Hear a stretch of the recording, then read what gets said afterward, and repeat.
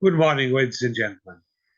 The title of my article to the Office Viewer Review is Fighting Climate Change Through Constitutional Law, and the decision of the German Federal Constitutional Court on Climate Change 2021. Climate change protection and environmental law.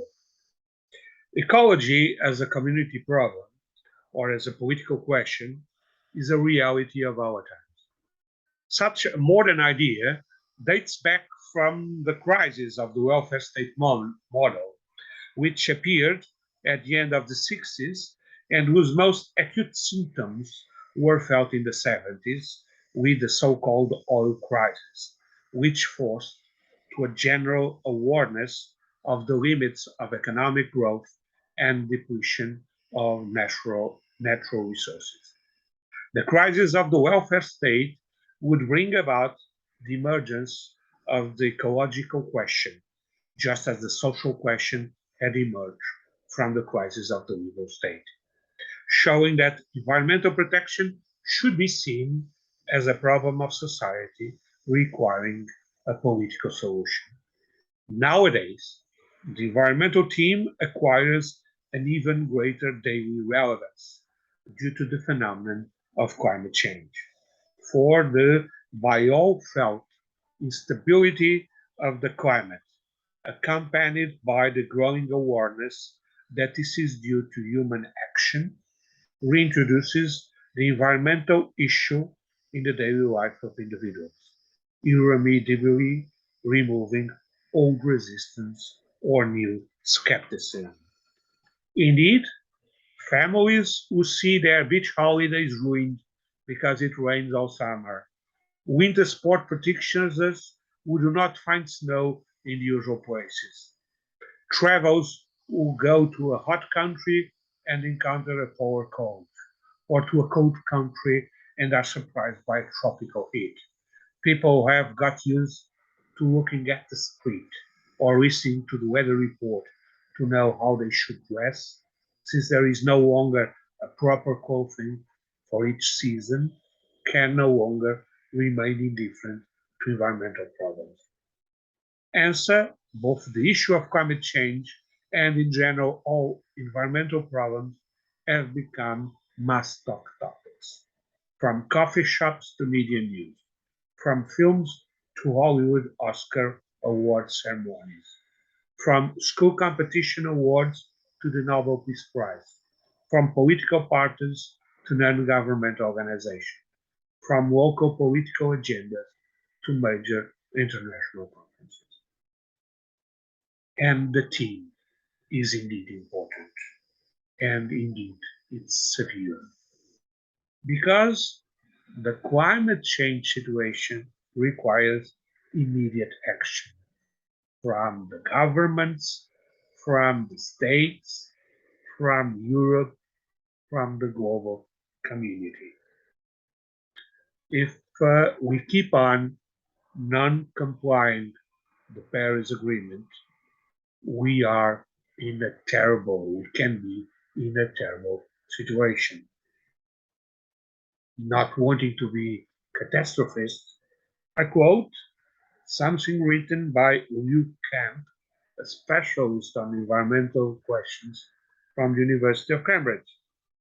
It says that climate change could lead to a meltdown of world society and even to the eventual extinction of humanity. That could be a catastrophic outcome if there is this non-compliance of the agreed rules of the Paris Agreement and other treaties and other international decisions of the global order. But let us look now. Let me look now at the decision of the German Constitutional Court on climate change. We are assisting nowadays of the intervention of some courts, mainly constitutional courts, in this issue, because the complainants go to the court saying there is not enough compliance of the international regulations, there are violations of the constitutions, and the Constitutional Court needs to take a position about it. And just to talk about some of this experience, it happened in Brazil, it happened in Germany, it is going to happen now because there is already a demand in the European Court of Human Rights. But the German Constitutional Court is pioneer. It's one of the first sentences dealing with that problem, but it is also a highly innovative judgment. It's indeed a green global environmental law court decision.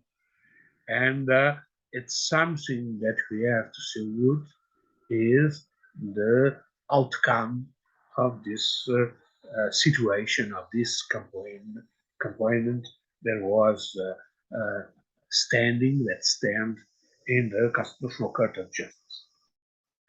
The conclusion of the decision were like this. Some of the norms of the Federal Climate Change Act of 12 September 2019 are incompatible with fundamental rights insofar as they lack provisions on the updating of reduction targets for periods from 2041 that satisfy the constitutional limit. Let's say that the court decides there is a violation of the fundamental rights, and here is the fundamental right of the environment, because the law does not preview provisions adequate to protect environment from 2041 on. It's not just the actual provisions, it's mainly the future provisions that are unconstitutional. And we need to look at the reasoning of the court. And in my view, that should be done according to 5 key words, 5 reasons that are pointed out by the Constitutional Court, but should be discussed in a more global dimension. And these 5 key words are as such. First of all, we are in front of a global environmental law court decision. And that means that climate change is a global and a state constitutional problem and has to be dealt in these levels. The second is that human and fundamental rights are equal. The third is that the protection of fundamental rights of the environment exists in the German Constitution. The fourth is that the fundamental right to the environment is a right of action of public entities. And the fifth is the conceiving, it's a way of conceiving the right to the environment as a right to and as a right for the future. First, the global environmental law must be considered in the action of a constitutional court. And the court expresses this view in 2 dimensions, into different arguments. The first is declaring the existence of constitutional duties of action to German authorities in global constitutional law order to protect the environment. So, duty to act to protect the environment in the global constitutional order. And then the court says that foreign citizens, in the case citizens of Nepal and Bangladesh, should be allowed to stand in front of the Constitutional Court in order to complain against violations of fundamental rights, because they are persons, which is indeed remarkable. First, constitutional duties of action of German authorities. The court says, as an obligation to take climate action, Article 20A of Constitution, as an international dimension. The fact that no state can resolve the problem of climate change on its own due to the global nature of the climate and global warming does not invalidate the national obligation to take climate action. Under this obligation, the state is compelled to engage in international-oriented activities to tackle climate change at the global level and is required to promote climate action within the international framework. The state cannot evade its responsibility by pointing to greenhouse gas emissions in other states. This is something that is really decisive. The rights of action of public entities, namely the government, to protect the environment is not just a national one, it is also a global one, and that require adequate measures from the court. But the court also says that some citizens, foreign citizens coming from Nepal and from Bangladesh have their own right of standing before the Constitutional Court to defend their own fundamental rights. Says the court, the complainants can in some cases claim a violation of their fundamental right to life and physical integrity, and some of them can claim a violation of their fundamental right to property, because it is possible that the state, in adopting the Federal Climate Change Act, might have taken insufficient measures to reduce greenhouse gas emissions and to limit global warming. The complainants are not asserting the rights of unborn persons or even the entire future generations, neither of whom enjoy subjective fundamental rights. Rather, the complainants are invoking their own fundamental rights. Nor are the constitutional complaints are an inadmissible actio popularis. The mere fact that very large numbers of people are affected does not exclude persons from being individually affected in their own fundamental rights. This is a step ahead in the constitutional protection of human rights and the rights to a proper environment, the right of a proper environment.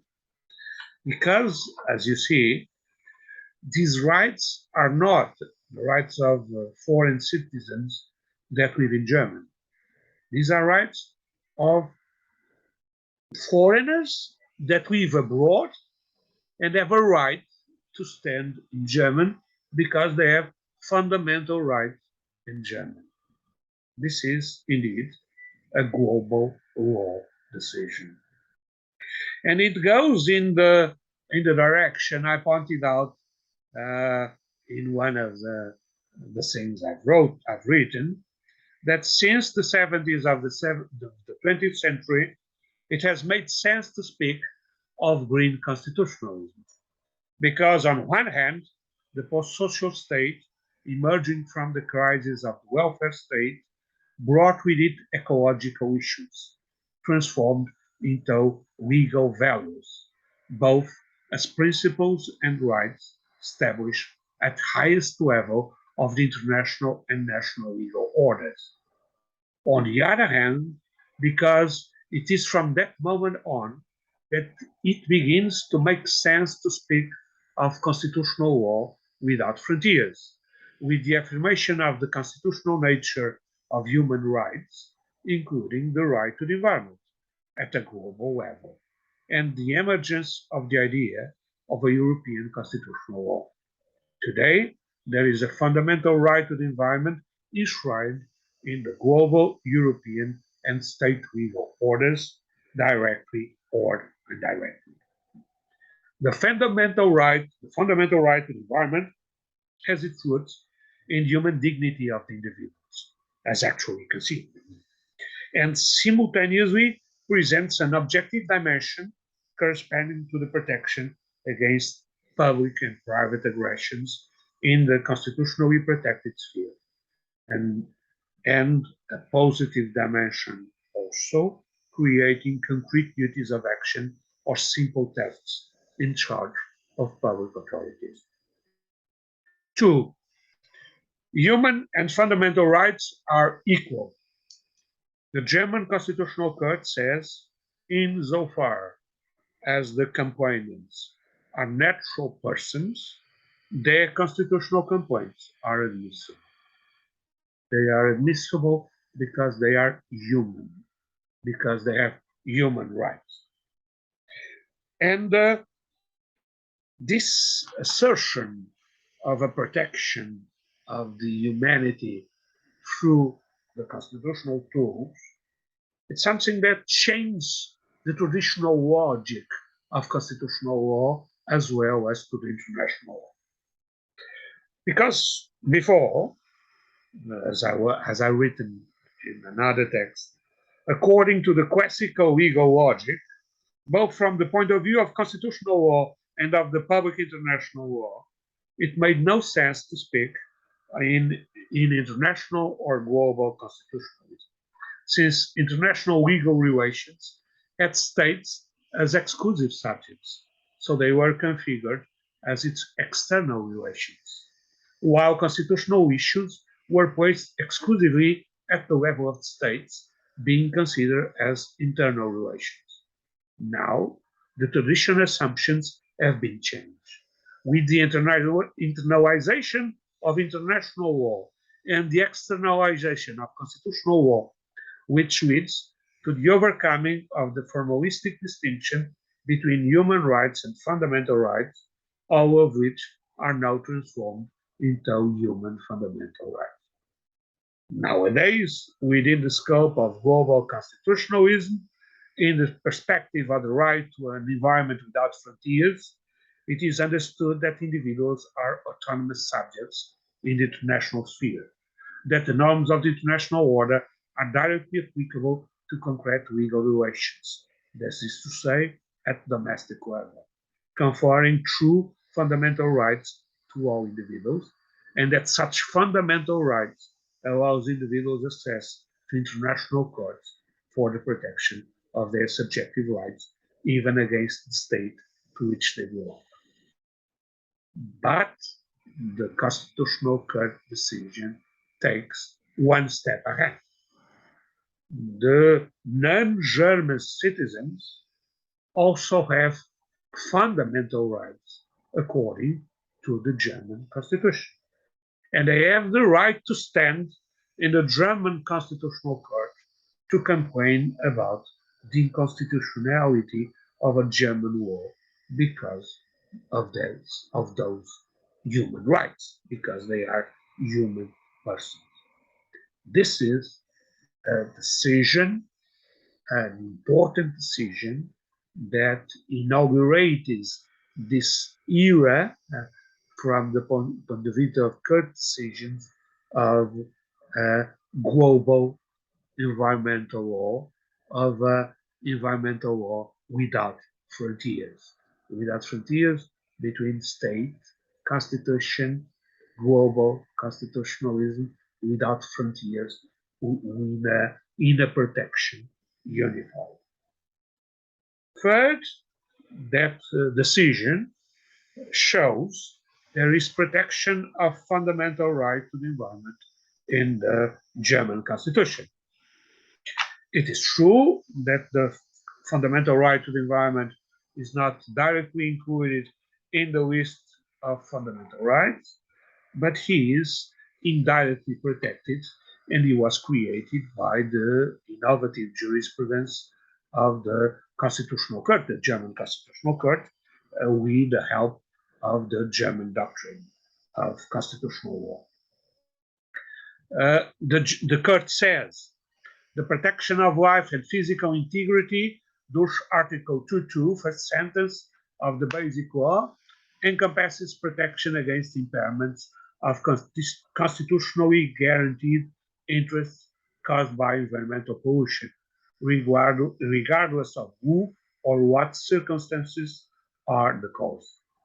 The state's duty of protection arising from Article 2.2, first sentence of the Basic Law, also encompasses the duty to protect life and health against the risks posed by a refusal of the court to the application of a fundamental right to an ecological minimum standard of life, or the right to a future consistent with human dignity demanded by the applicants.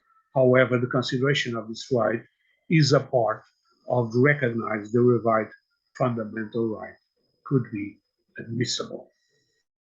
And they continue saying there is a right to an ecological minimum standard of living that is derived from other things from the minimum standard of living consistent with human dignity. But it can also be based in other fundamental rights, like the right to life, the right to physical and mental well-being, the right of property, even in some cases.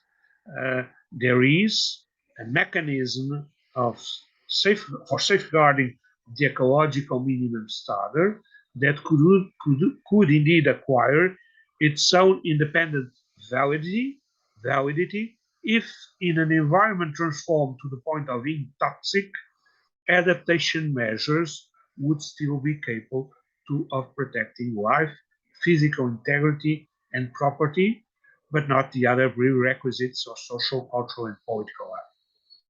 So the German fundamental law enshrines the environmental protection of the environment in Article 20A through an objective law, which creates a state purpose of objective nature.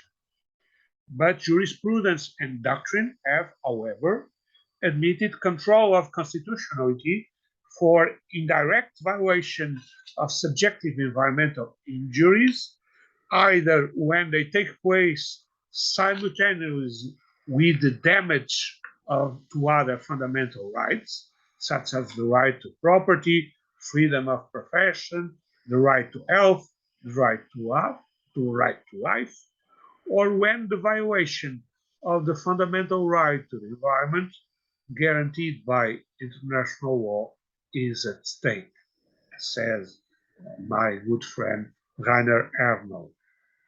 Hence, the possibility of considering the fundamental right to the environment as implicitly enshrined according to the creative jurisprudence of the German Constitutional Court with the support of the German constitutional doctrine. And the sentence of the German Constitutional Court reaffirms the indirectly guaranteed fundamental right to the environment and develops its dimension of a right to an ecological minimum standard of living. On the other hand, the content of the judgment dismisses all the claims of inconstitutionality based on objective grounds put forward by the applicants and upholds the arguments based on the subjective dimension of environmental rights. And that seems to me to be the right decision. That seems to me the way we should go. Fourth, the fundamental right of the environment as a right of action of public entities, says the Constitutional Court of Germany. Article 28 of the Basic Law obliges the state to take climate action. This includes the aim of achieving climate neutrality. Article 28 of the Basic Law is a justiciable legal provision designed to commit the political process to a favoring of ecological interests, partly with a view to future generations. That means that the fundamental rights have a double dimension. There is negative and positive. As negative rights, they are rights to defend the individuals from aggressions, but from positive uh, subjective rights, when the war is strict, when there is, as the administrative lawyer says, some vinculation to the action, it creates also a subjective right to an action from the political powers. And then there are the other acts, the other actuation that can be done, but not from the subjective point of view. But from the subjective point of view, there is a right to action when that right is vinculated to the Constitution. And that is something for me that for me has been defended from a long time ago, because in my view, we needed to unify the theory of subjective law uh, from the point of view of constitutional and administrative law, and to unify both of them, as says also my dear friend Hartmut Bauer. And this harmonization must not make admissible in the field of administrative law the existence of rights to action, for instance, of a public of a police in a term police agent in a specific dimension, or a police authority in certain cases. And these rights of action, there are subjective rights according to administrative law, should be also considered as rights and fundamental rights according to constitutional law. So we need to conceive an expansion of subjective public rights in multilateral relations, administrative or constitutional, and these relations are based on the constitutional norms. It happens like this already in the administrative law, in areas such as environment, urbanism, consumption, competition, policy, and so on. But now the need for dogmatic unification of subjective public rights based on the rights recognized by the Constitution that has borne good fruit in administrative law, it should be transported to constitutional law. Why the notion of fundamental right as a subjective public right continue to be, in practice, restricted only to certain categories of rights. For instance, the first generation of rights in constitutional law, and there is a much broader notion in administrative law. From my perspective, reaffirming the idea of unity of all the subjective public rights, regardless of their source, it is time to draw all the dogmatic consequences of the conjugation of constitutional law with administrative law on a basis of reciprocity, which means that after having followed the path from constitutional to administrative law, it's now also necessary to fall in the opposite decision, from administrative to constitutional law, to rethink the very notion of fundamental rights. Fourth, right to the environment as a right to and a right for the future, says the German Constitutional Court. Under certain conditions, the basic law imposes an obligation to safeguard fundamental freedom over time and to spread the opportunities associated with freedom proportionately across generations. In their subjective dimension, fundamental rights as intertemporal guarantees of freedom afford protection against the greenhouse gas reduction burdens imposed by Article 28 of the Basic Law being unilaterally offloaded onto the future. But the future begins today. Because, as says the Constitutional Court, respecting future freedom also requires initiating transition to climate neutrality in good time. In practical terms, this means that transparent specifications for the further course of greenhouse gas reduction must be formulated at an early stage, providing orientation for the required development and implementation processes, and conveying a sufficient degree of development urgency and planning certainty. So there will be an inconstitutionality if we don't anticipate the future. There is a consecration of the precautionary principle also as a constitutional guideline of the fundamental law of Germany. And the court also say that this risk to fundamental freedoms is not unconstitutional on the grounds of any violation of objective constitutional law. It is, however, required by fundamental rights in order to guarantee freedom over time and across generations. Precautionary measures aimed at mitigating the substantial emission reduction burdens which the legislator offloaded onto the post-2040 period with the challenge provisions, and it will then have to impose on the complainants and the others. So there is now, regarding as a subjective right, a right to guarantee the rights of future generations. The future generations have no rights. The Constitutional Court did not declare that. But he also did not declare just that the future rights of the future generations should be protected now from an objective point of view. He says this protection has already a subjective dimension.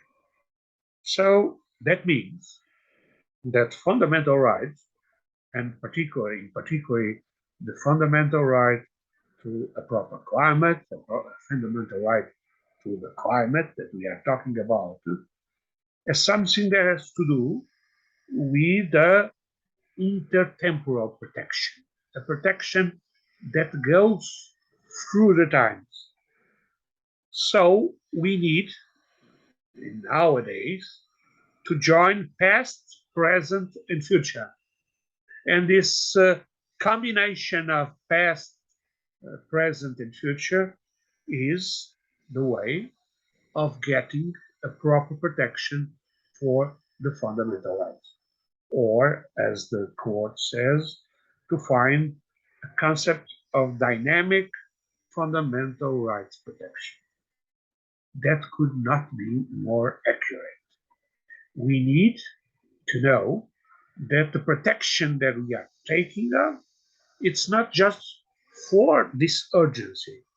It must be a protection that thinks about the future and that is able to guarantee the future of the generations there will be at the time. So there is this idea of intertemporal protection of human rights, intertemporaler Freiheitssicherung, that is a part as a protection of the liberty of the future, as says Martin Brown. And that is something really great, and that is something that a court should say. And I'm in the perfect position to say that, because sometime before I criticized the German Federal Constitutional Court uh, because of his sentence on the Central European Bank, European Central Bank. That was not a good decision. That was not a good jurisprudence. Now I'm very glad to say that this decision of the climate change question is indeed a fantastic, a fabulous court decision. It's a decision that opened doors to the future, opened doors to the protection of human rights. It's a decision of global law, or better, as I prefer to say, as a law without frontiers, environmental law without frontiers, a fundamental right without frontiers that we need nowadays. That's it. Thank you very much.